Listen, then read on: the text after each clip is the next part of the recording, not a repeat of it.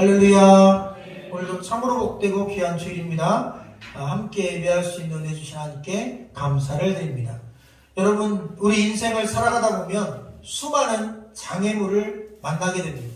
또는 문제들을 만나게 됩니다.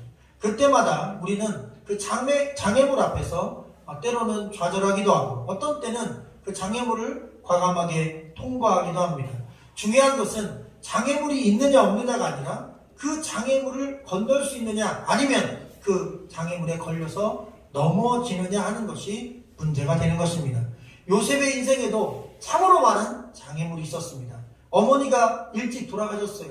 여러분, 부모 없는 장애는 참 힘든 겁니다.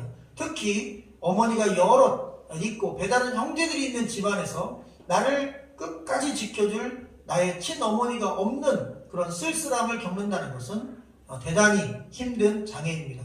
또한 형들에게 미움을 받았어요. 다 배다른 형들입니다. 그리고 그 형들의 엄마들도 요셉을 그렇게 이뻐했을 리가 없습니다. 누구나 다 자기 배에서 나온 자기 자식을 사랑하겠지요. 그래서 많은 사랑을, 엄마의 사랑을 못 받고 자랐습니다.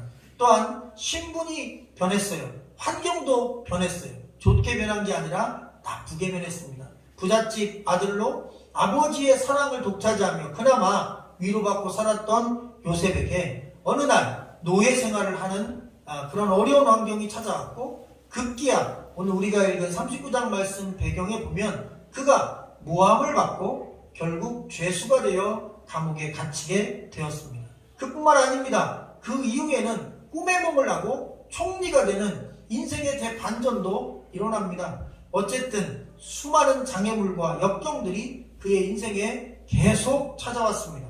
그러나 요셉은 이 모든 상황 속에서 절망을 하거나 원망을 하거나 불평을 하거나 하기보다는 성경 말씀은 한결같이 말씀합니다. 여호와께서 그와 동행하셨다. 할렐루야. 여러분, 근데 알아야 됩니다. 하나님은 항상 우리와 동행하십니다. 그런데 그럼에도 불구하고 요셉의 삶이 위대한 것은 요셉도 하나님과 동행했다는 것입니다. 여러분, 이게 중요한 것입니다. 하나님은 모든 인간을 사랑하십니다. 그런데 그 사랑이 여러분 하나님을 사랑하는 마음을 가진 사람과 하나님의 사람이 만났을 때 거기서 위대한 역사가 나타나는 것입니다. 성경 말씀에 이 동행이라는 단어를 함께라는 단어로 썼습니다. 그런데 하나님이 그와 함께했다는 이 단어를 다른 말로 얘기하면 하나님께서 그와 함께했다는 얘기는 요셉이 하나님을 예배했다는 얘기입니다. 할렐루야. 그는 아버지 곁에 있을 때 부잣집 아들일 때도 하나님을 예배해서 하나님이 그와 함께 하셨습니다. 그가 노예로 팔려가서도 그 노예 생활 중에도 하나님을 예배하였습니다. 그래서 보디발 그 부잣집의 그 권력자가 볼 때에도 그 이집트는 신이 너무너무 많은 나라인데 다양한 신들을 마음껏 섬길 수 있는 자유가 있었는데 요셉은 오직 한 분 하나님만 섬긴다는 걸 알았어요. 그에게는 하나님 외에 다른 신을 섬기지 않고 하나님에게만 예배한다는 걸 알았어요. 그래서 바로 요셉이 하나님의 사람임을 알게 된 것입니다. 왜? 요셉은 하나님만 예배했습니다. 하나님은 요셉과 함께 하셨고 요셉은 하나님께만 예배했다는 사실을 여러분 기억하기를 주의 이름으로 축원합니다. 환경이 나쁠 때도 예배했습니다. 그래서 하나님이 그와 함께 하셨습니다. 환경이 좋을 때도 예배했습니다. 그리고 하나님은 그와 함께 하셨습니다. 우리는 환경이 나쁠 때 예배를 멀리할 수 있어요. 환경이 나쁠 때 하나님을 원망할 수 있습니다. 환경이 나쁠 때 자책하고 그리고 자포자기할 수도 있습니다. 그러나 요셉을 통하여 주께서 주시는 메시지는 이겁니다. 어떤 환경, 모든 상황 속에서도 흔들리지 말고 하나님이 함께함을 믿으라는 것입니다. 할렐루야. 여러분, 하나님 우리와 항상 함께 하십니다. 우리가 쓰러지고 넘어진 자리에도 함께 하시고 우리가 잘된 자리에도 함께 하시니 그 하나님을 함께 하시는 하나님을 항상 예배하는 저와 여러분 되시기를 주의 이름으로 축원합니다. 꿈이 분명하고 신앙이 분명하고 삶의 목표가 분명한 사람은 과정에 연연하지 않는다는 말이 있습니다. 과정은 어려울 때도 있고 좋을 때도 있습니다. 삶의 목표가 분명합니다. 그럼 그 과정이 어려워도 통과합니다. 그리고 꿈이 분명합니다. 그러면 그 과정에 어려움이 있어도 통과합니다. 신앙이, 믿음이 분명하면 역시 그 과정을 통과합니다. 그래서 분명한 꿈이 있고 분명한 삶의 목표가 있고 그리고 분명한 믿음이 있는 삶은 매우 중요하다. 그리고 요셉은 그러한 삶을 살아갔던 사람입니다. 그런데 오늘 39장에 그의 인생에 있어서 가장 큰 장애물을 만나게 되고 가장 큰 시험을 당하게 됩니다. 자, 7절, 8절인데요. 여러분의 연속으로 한번 7절, 8절 읽어주시면 감사하겠습니다. 시작.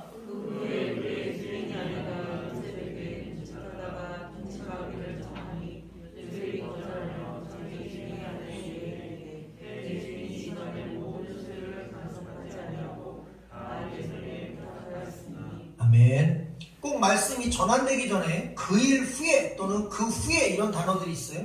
오늘 한글 성경에는 단수로 되어 있습니다. 마치 한 가지 일 후에인 것 같은데 이것을 직역하면 원어에서는 복수로 되어 있습니다. 그 일들 후에 이렇게 한글로 번역하면 맞습니다. 수많은 일들이 있었죠. 형들에게 미움받았습니다. 노예로 팔려왔습니다. 노예 생활을 했습니다. 거기서 하나님을 예배했습니다. 역경을 극복했습니다. 주인이 그를 예뻐했습니다. 그래서 그를 가정총무로 삼았습니다. 그리고 그의 주인의 여자가 자기를 유혹하는 자리에 또 이 상황에 다다랐습니다. 그런 수많은 일들이요. 이런 일들이 있었습니다. 그는 노예가 되었지만 그럼에도 불구하고 정직했고 성실했습니다. 그리고 하나님을 예배했습니다. 그는 흔들리지 않았어요. 왜? 분명한 목표와 꿈이 있었고 믿음이 있었기 때문인 것입니다. 그리고 평안했습니다. 왜? 이제 그 주인도 노예로 대하지 않았어요. 그런데 여러분, 시험은 항상 그럴 때 찾아옵니다. 역경 중에, 고난 중에 유혹이 찾아올 것 같은데 그때는 유혹을 받을 만한 여유가 없어요. 항상 유혹이라는 건 재정적인 여유가 조금 찾아왔을 때, 나에게 빛이 좀 들었을 때, 그리고 내 삶 가운데 조금 이제 평안하다 했을 때 사단은 시험을 통해, 유혹을 통해 우리를 슬며시 찾아와서 넘어뜨립니다. 그 유혹은 바로 그 주인의 아내가 요셉에게 눈짓하다가 야, 나와 동침하자, 내 남편 모르게 나와 함께 잠자리를 하자, 이런 유혹을 했습니다. 여러분, 이 주인의 아내라는 단어가 있는데 이 단어가 매우 중요한 표현입니다. 왜냐하면 그냥 주인집 여자가 이래도 되잖아요. 그런데 주인의 여자라고 표현했어요. 이것은 직역하면 주인에 속한 여자, 이 사람은, 이 여자는 주인의 것이다, 이렇게 얘기한 겁니다. 지금은 물론 남녀 평등이라 이런 표현이 조금 맞지 않지만 성경은 분명하게 매듭을 지어준 겁니다. 이 여인은 요셉, 너가 절대로 함부로 해서는 안 되는 여인이다. 이 여인에게 있어서 이 여인에 대한 모든 권한은 남편에게 있고 남편 또한 이 여인이 모든 권한을 갖고 있다. 부부는 하나님이 만들어준 위대한 가정이다. 비록 불신 가정이라 할지라도 그 부부간의 관계에 너가 끼어들면 안 된다. 왜? 그 주인은, 그 여인은 주인에게 속한 여자이기 때문이다. 성경은 분명하게 누구의 소유인지 또 누구에게 속한 자인지 절대로 손대면 안 되는 존재인지에 대하여 선을 긋고 있습니다. 율법에서도 분명하게 내 이웃 집을 탐하지 말라. 거기에 남종이나 여종이나 아내나 짐승이나 모든 것, 내 이웃의 것을 탐내지 말라라고 십계명에 적시해 놓았습니다. 바로 이런 율법도 그는 알고 있었고, 그리고 자기 스스로도 죄 지을 마음이 없었습니다. 오늘 말씀에 보면 동침하기를 청했다라고 되어 있는데, 사실 이 청하다는 말이 여기 보면 마치 부탁했다는 말 같잖아요. 야, 나랑 내 말 좀 들어주면 좋겠다. 그런데 사실 이 히브리어로 슈바크라는 단어인데 이것은 명령입니다. 다시 말하면 야, 동침해. 야, 너 오늘부터 내 말 들어. 내 말 안 들으면 죽는다는 뜻입니다. 그 당시에 사회적인 분위기나 상황은 노예는 자유가 없습니다. 주인이 명하면 어떤 일이든 해야 됩니다. 주인이 얘기하면 다 들어야 됩니다. 주인의 말을 거역하면 죽고 주인의 말을 들으면 삽니다. 그래서 그게 죄라 할지라도, 그게 잘못이라 할지라도 무조건 주인의 명령에 따라야 되는 것입니다. 바로 슈바크는 명령을 한 것입니다. 너 이 말 들어, 안 들으면 죽어, 이런 뜻입니다. 그런데 요셉은 선택했습니다. 어떤 선택을 하냐면, 혹시 주인의 명령을 듣지 않더라도, 내가 혹시 몸이 죽더라도 나는 하나님 말씀 따라, 율법을 따라 내 이웃의 것을 탐내지 말라는 주의 말씀에 순종하는 것에 목숨을 걸겠다는 것입니다. 할렐루야. 여러분, 이게 믿음인 것입니다. 적어도 요셉의 마음속에 그에게는 확고부동한 믿음이 있었어요. 어떤 믿음? 내 육체는 부셔져도 내 영혼은 부셔지면 안 된다는 것입니다. 할렐루야. 네. 여러분, 그런 믿음이 있는 요셉과 하나님은 함께 하셨습니다. 인간적인 생각으로는 이런 마음이 들 수 있었을 것 같아요. 말씀 묵상하다 보니까 얼마나 조건이 나빠요. 형제들에게 미움받아서 타국으로 이민이 아닌 강제 이민을 오게 된 것이고, 거기서 또 부잣집 아들이 아니라 노예로 살게 되었습니다. 이쯤 되면 보통 평범한 사람들은 원망해야 맞습니다. 내가 도대체 무엇을 잘못했길래, 내가 하나님 잘 예배했고 아빠와 함께 하나님 잘 섬겼는데 내 믿음 생활의 결과가, 하나님 내 믿음 생활의 보상이 겨우 노예 생활입니까? 라는 불평과 원망이 나올 만합니다. 그런데 여러분, 오늘 말씀은 바로 그런 불평과 원망의 상황 속에서도 하나님께서 어떤 뜻을 갖고 그런 상황을 주셨는지 그의 삶을 해석해 주시는 내용이 들어있습니다. 믿는 자의 고난이 왜 오는가? 성실한 자에게 왜 고난이 오는가? 정직한 자에게도 왜 고난이 오는가? 신실한 자에게도 왜 고난이 오는가? 하나님 잘 섬기고 잘못한 게 없는데 왜 시험이 찾아오는가? 거기에 대하여 이런 답을 줍니다. 바로 믿는 자, 신실한 자, 신앙 있는 자, 예배하는 자, 그런 자들에게 찾아오는 시험은 시험이 아니라, 고난이 아니라 사명이다. 할렐루야. 요셉에게 사명이 있었던 것입니다. 그 시험을 통하여 그는 사명자로 거듭나고 사명자의 길로 들어서는 것이었습니다. 인간의 눈으로 그 순간을 보고 상황을 보면 이해가 되지 않아. 내가 왜 이 노예가 되었을까? 그러나 하나님의 시간표에 따르면 노예가 되어 보디발을 만나야 됐고, 그리고 죄수가 되어 왕궁 감옥에 갇혀야 됐고, 그래서 꿈의梦을 해야 됐고, 그리고 왕궁의 소문이 나고 왕의 소문을 듣고 왕이 그를 불러야 되는 상황이 되었던 것입니다. 그가 고난받지 않았으면 왕을 못 만났습니다. 그가 감옥에 갇히지 않았다면 왕에게 그날 저녁 때 왕의 꿈을 해석할 수 없었을 것입니다. 인간의 눈으로 미래가 보이지 않지만 하나님은 아십니다. 앞으로 꿈꾸고 그 꿈을 해몽할 사람을 찾을 이집트 왕이 바로 꿈의 목을 잘하는 요셉을 찾아야 되는 그 시점까지 그는 고난의 행군을 계속했던 것이고, 그것은 하나님의 깊은 사명자에게 주는 뜻이 있었다는 사실입니다. 바로 그런 사명자에게도 시험은 찾아옵니다. 우리가 읽지 않았지만 6절에 요셉은 용모가 빼어나고 아름다웠더라 그랬습니다. 영어 성경에 요셉을 굿맨이라고 되어 있고, 다른 영어 성경에는 그에게 핸섬이라고 하는 단어를 썼습니다. 여러분, 핸섬이란 단어나 굿맨이란 단어는 외모만을 평가하는 단어가 아닙니다. 첫째, 외모가 핸섬하다, 잘생겼다는 뜻입니다. 둘째로는 매너가 좋다는 뜻입니다. 사람의 성품도 좋은데 외모도 괜찮아요. 거기다 실력까지 있어요. 그래서 집안 전체를 통수로 하는데 너무 멋있는 거, 리더십이 막 살아있는 거예요. 자, 그런 다 좋은 조건만 가지고 있는, 비록 노예지만 노예 같지 않은 너무 위대한 모습을 가지고 있는 요셉에게 욕심을 품은 사람이 있었습니다. 바로 7절의 주인의 아내였습니다. 자기 남편이 자기를 비운 사이에 집안에서 요셉을 늘 지켜보고 요셉에게 뭔가 일을 시키다 보니 요셉에게 좋지 않은 마음, 유혹의 마음, 욕심의 마음이 생긴 것입니다. 그런데 여러분, 그는 절대로 율법도 없었고 그리고 그것을 제한하는 마음도 없었습니다. 이유가 있습니다. 왜냐하면 이 시대의 노예는 짐승이었습니다. 그래서 주인이 원하면 뭐든지 시키는 대로 노예는 하면 되는 것입니다. 참 이상한 것은요, 주인의 아내가 노예에게 너 이거 해 해서 죄를 지어도 주인의 아내는 문제가 안 됩니다. 노예만 죽으면 끝납니다. 그런데 반대로 노예가 주인에게 나쁜 짓을 하면 바로 죽였어요. 그러니까 신기하죠. 주인의 아내가 자기 종에게 욕심을 품으면 죄가 안 되는 시대였어요. 그런데 종이 주인에게 욕심을 품으면 죽는 시대였어요. 그러니 종은, 노예는 너무나 불공평한 시대에 살았던 것입니다. 바로 그런 시대이기 때문에 주인의 아내는 마음껏 자기 노예에게 욕심을 부렸습니다. 남편인 보디발도 다를 게 없었습니다. 당시 문화적이고 역사적인 상황을 보면 로마 시대나 이 이집트 시대에 여러분, 노예들을 상대로 주인들은 마음껏 즐기며 살았습니다. 남자는 여자 노예를 향하여, 여자 노예는 남자 노예를 향하여 육체의 욕심을 마음껏 불태우고 살아도 그게 전혀 법적으로 죄가 되지 않는 합법인 시대였습니다. 여러분, 무엇이 문제입니까? 죄가 합법인 시대가 되면 문제인 것입니다. 여러분, 분명히 도덕 윤리적으로 죄인데 그게 합법화가 되면 그것보다 무서운 게 없습니다.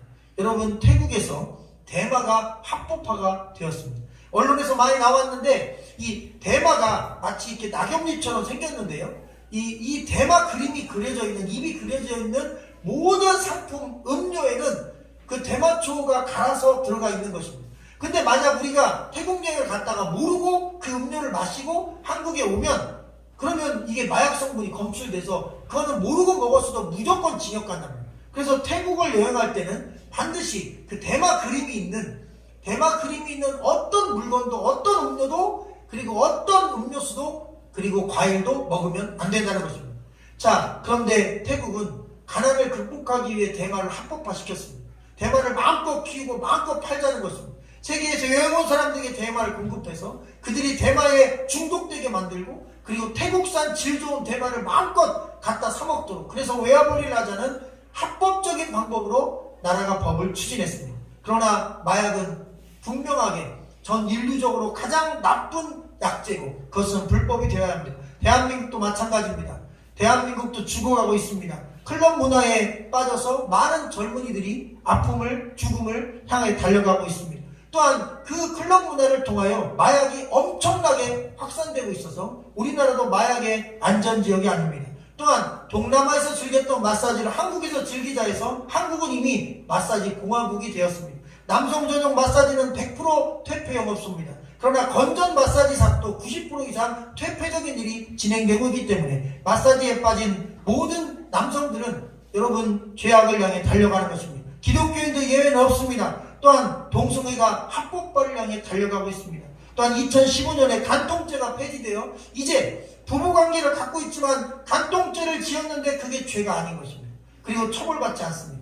학생 인권이 높이 올라가서 참으로 좋은 시대가 되었습니다. 약자가 인정받는 시대. 근데 반대로 교권이 땅에 떨어져서 교권은 보호받지 못하는 안타까운 시대도 찾아옵니다. 죄는 아담 때나 중세 때나 그리고 이집트 때나 지금이나 동일합니다. 인간의 근본적인 욕심을 타고 들어옵니다. 세상은 변해도 인간의 죄악은 변하지 않는 것입니다. 그래서 가장 마지막 때에 있는 죄악의 현상은 다른 것보다도 동성이 결혼하는 것을 합법화시키면 이제 온 세상이 그게 합법화가 되면 그것은 인류 종말이 된 것이다 라고 이해해도 나쁘지 않습니다. 왜? 가정이 파괴되고 인간이 태어나지 않으며 인간성이 파괴되는 것이 동성 결혼이기 때문입니다. 미국은 이미 선을 넘었습니다. 유럽도 대부분 선을 넘었습니다. 그러나 아직 동남아나 아니면 이 아시아나 특히 대한민국은 기회가 있습니다. 그래서 버텨야 됩니다. 그리고 싸워야 됩니다. 이겨야 됩니다. 그리고 믿음으로 그 모든 것들을 맞서야 됩니다. 시대의 악이 합법이 되지 않도록 우리가 기도하며 맞서야 됩니다. 9절 말씀을 우리 다 같이 한번 끝으로 읽어볼까요? 9절입니다. 시작. 이 집에는 나보다 큰 이가 없으며 주인이 아무것도 내게 금하지 아니하였어도 금한 것은 당신뿐이니 당신은 그의 아내임이라. 그런즉 내가 어찌 이 큰 악을 행하여 하나님께 죄를 지으리까. 한번 따라해 볼까요? 그런즉 내가 어찌 큰 악을 행하여 하나님께 죄를 지으리까. 오늘 말씀 보니까 보디발의 아내가 청년 요셉에게 접근하여 육체적으로 욕심을 갖도록 유혹했습니다. 그 여인은 분명히 미모가 뛰어난 여인이었을 것이고 젊은 여인이었을 것입니다. 죄는 끊임없이 본능을 타고 찾아와 마치 우는 사자가 삼킬 자를 찾자 헤매듯이 우리를 향해 다가옵니다. 그때 요셉의 반응과 태도를 보십시오. 단호하게 NO! 거절했습니다. 할렐루야. 사람들은 생각합니다. 예배 잘 드리고 신앙생활하면 하나님이 죄를 짓지 않게 도와주실 거야. 그런데 성경 말씀을 보면 아닙니다. 하나님이 우리를 안 도와주시는 게 아니라 죄는 하나님이 도와서 짓지 않는 것보다 인간이 의지적으로 결단할 때 짓지 않는 것입니다. 여러분 성경에도 보면 요셉이 하나님이 죄 짓지 않게 도우신 게 아닙니다. 요셉이 하나님을 향한 믿음 때문에 죄를 거절한 것입니다. 여러분 성경은 인간의 의지를 귀히 여깁니다. 구원은 믿음으로 받지만 죄는 인간의 의지로 끊어내는 것입니다. 할렐루야. 할렐루야. 그러니 단호하게 거절하시기를 주의 이름으로 축원합니다. 내가 어찌 하나님 앞에 득죄하리까 죄를 지으리까. 이것이 우리 그리스도인들의 날마다 외치는 고백이 되어야 되는 줄로 믿으시기를 바랍니다. 죄는 의지적으로 거부할 때 결단하고 끊을 수 있습니다. 술도 마약도 쾌락도 마찬가지입니다. 그 어떤 죄도 그 어떤 악도 의지가 없으면 끊을 수 없는 것입니다. 의지 없는 자를 하나님이 돕고 싶어도 도울 수 없는 것입니다. 교회의 존재 목적이 무엇입니까? 예배의 목적이 무엇입니까? 예수 믿고 구원받는 것과 죄를 거부하는 마음, 죄를 거절하는 의지를 말씀을 통해 심어주는 것입니다. 할렐루야. 내가 어찌 하나님 앞에 득죄하리요. 내가 어찌 주인에게 득죄하리요. 사람에게 죄짓지 않겠다. 어떤 인간에게도 피해를 입히지 않고 살고 싶다. 하나님 말씀에 순종하며 살겠다. 의지적인 결단을 하나님은 귀히 여기십니다. 오늘 말씀 보니까 하나님께 죄를 지으리까 라고 했는데 이 죄라는 단어는 히브리어의 하타라는 단어입니다. 이것은 벗어난다, 빗나가다라는 의미를 가지고 있어요. 다시 말하면 나는 하나님의 뜻에서 벗어나고 싶지 않다. 하나님의 말씀에서 벗어나고 싶지 않다. 이탈하고 싶지 않다. 라고 하는 고백인 것입니다. 여러분 7계명에 간음하지 말라, 10계명에 내 이웃의 아내를 탐내지 말라.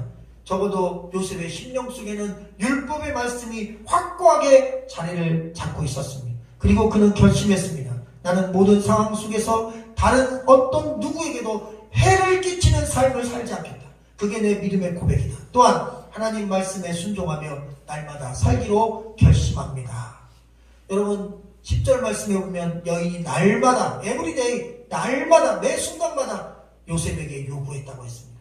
여러분 유혹은 한 번으로 끝나지 않습니다. 우리가 살아있는 날 매 순간 죽을 때까지 계속 찾아옵니다. 때로 넘어질 수도 있을 겁니다. 의지가 강하다고 해서 모든 죄를 다 안 지을 수는 없습니다. 그러나 믿는 자가 귀한 것은 여러분 죄를 거절할 의지를 갖는 자가 여러분 믿음 있는 사람. 할렐루야. 그 의지가 우리 안에 가득하기를 주의 이름으로 축원합니다. 죄를 거절할 의지가 충만한 저 여러분 되시기를 주님의 이름으로 간절히 축원합니다. 지금은 위기의 시대입니다. 죄악의 시대입니다. 하나님을 대적하는 시대입니다. 전쟁의 소식이 계속 들려옵니다. 그리고 핵전쟁의 소식도 들려옵니다. 도처에서 기근의 소식이 들려옵니다. 천재지변이 일어났다는 소식이 들어옵니다. 성경에서 말하는 말세지말의 이야기들이 점점 거세지고 있습니다. 다른 것보다도 더 뜨겁게 지금 이 시대는 마지막 때를 향해 달려가고 있습니다. 날마다 청년 요셉을 유혹했던 주인의 아내는 지금도 살아서 다른 옷과 다른 얼굴과 다른 모습과 상황으로 매 순간 우리 곁에서 우리를 유혹하고 있습니다. 젊은이들을 클럽으로, 여성들을 채팅 문화로, 남자들을 마사지로 쉼없이 쉴 새 없이 죽음의 자리로, 사망의 자리로 인도하고 있습니다. 우리를 방탕의 자리로 이끌고 있습니다. 교회 다니는 자, 목회자, 집사, 권사, 장로, 평신도 예외 없이 사정 없이 죄는 끊임없이 우리를 틈타고 있습니다. 그럴수록 말씀에 깨어 있어야 됩니다. 하나님 말씀으로 죄를 거절해야 합니다. 우리가 죄를 거절할 의지를 갖고 살아가는 것이 신앙생활입니다. 하나님을 믿는 삶은 죄를 거절한 삶입니다. 마지막으로 따라하시고 감사하겠습니다. 하나님을 믿는 삶은 죄를 거절하는 삶이다. 할렐루야. 예배와 말씀을 통해 죄악의 홍수에 내 마음과 내 삶이 휩쓸려가지 않을 강력한 믿음과 죄를 거절할 의지의 결단을 품어야 함을 오늘 말씀을 통해 마음에 새기기를 주의 이름으로 간절히 축원합니다. 내가 어찌 큰 악을 행하여 하나님께 죄를 지으리. 이 요셉의 고백이 날마다 나의 고백되어 믿음으로 하나님 말씀에 순종하며 사는 거룩한 주의 성도들 되시라는 하나님의 말씀이었습니다. 기도하겠습니다. 생명의 주님 감사합니다. 요셉의 삶 가운데 끊임없이 다가왔던 시련이 있었지만 그는 하나님을 예배했고 하나님은 그와 함께 하셨습니다. 하나님은 나와 함께 하십니다. 또한 내가 하나님을 예배할 때 하나님은 나와 변함없이 동일하게 함께 하심을 깨달을 수 있습니다. 교회가 존재하는 목적, 예배가 존재하는 목적, 내가 교회 다니고 예배 드리는 목적이 죄와 사망에서 구원받기 위함을 깨닫게 하여 주옵소서. 예수 믿고 구원받은 우리가 더 이상 죄와 타협하며 살지 않도록 축복하여 주옵소서. 죄에 대하여 단호한 의지적 결단을 갖게 하여 주옵소서. 세상의 모든 문화가 악하고 더러운 그리고 음란한 문화가 우리의 육체를 요구하고 우리의 삶을 요구하고 더 나아가 우리의 믿음을 요구할 때 단호하게 NO라고 말할 수 있는 믿음의 고백이 있게 하여 주시옵소서. 우리 청소년들을 죄에서 건져 주시옵소서. 우리 청년들을 클럽 문화, 악한 문화, 마약 문화에서 건져 주옵소서. 우리 청년들을 아버지 채팅 문화, 마사지 문화와 이 땅에 있는 육체에 속한 악한 문화로부터 건져 주옵소서. 날마다 죄 지으며 마음껏 사는 자 100% 지옥 갑니다. 교회 다녀도 100% 지옥 갑니다. 그러나 죄를 거부할 마음을 갖고 죄와 싸우는 자, 구원받은 백성으로 믿음으로 살기를 원하는 자 구원에 이를 것입니다. 살아계신 주님, 우리 안에 그런 강렬한 의지를 갖게 하여 주옵소서. 때로 한두 번 넘어질 때 있사오나 그러나 주여 다시 일어납니다. 또 일어납니다. 그리고 의지를 불태웁니다. 우리 성도들이 끝까지 그렇게 믿음의 길을 아버지 하나님 투쟁적으로 걸어갈 수 있도록 축복하여 주옵소서. 그 선한 싸움에서 날마다 승리할 수 있는 의지를 허락하여 주옵소서. 오늘 함께하지 못한 성도들도 영상으로 예배드리는 성도들도 하나님 지켜주시옵소서. 모든 것 주께 맡기고 예수 그리스도의 이름으로 감사하며 간절히 기도하옵나이다. 아멘.